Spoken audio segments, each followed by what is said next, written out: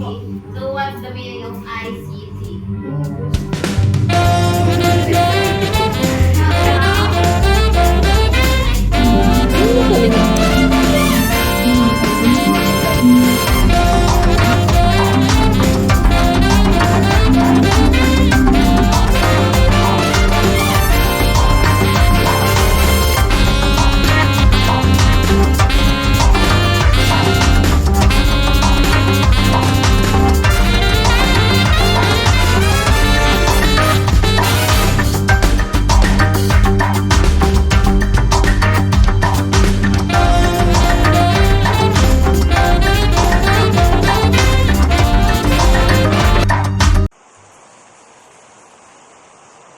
Napakalaking tulong ng ICT sa pagtuturo, lalo na sa primary levels, kasi nakakatulong ito para ma-improve ang concentration at comprehension ng mga bata.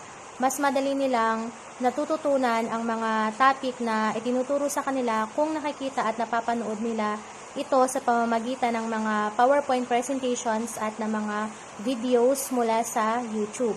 So, sa tulong din ng mga laptops at ng mga smart TVs, napakalaking tulong ng ICT.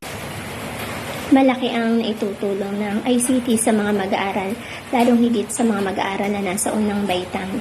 Mas madali para sa kanila ang maunawaan at maintindihan ang mga aralin kapag nakikita at napapanood nila ang mga ito. Isang halimbawa nito ay sa pakikinig ng maikling kwento.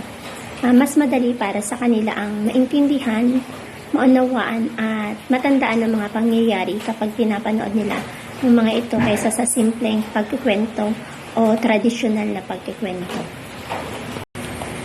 Sa tulong din ng ICT ay nagiging aktibo ang mga bata sa klase. Maraming makukulay na larawan ang maaaring ipakita ng guro gamit ang telebisyon na makakatawag pansin at interes sa mga mag-aaral. Marami ding activities gamit ang ICT ang maaaring ipagawa ng guro upang mahasa ang husay at galing ng mga mag-aaral. Sa ganitong paraan, nag-enjoy na sila, natututo pa.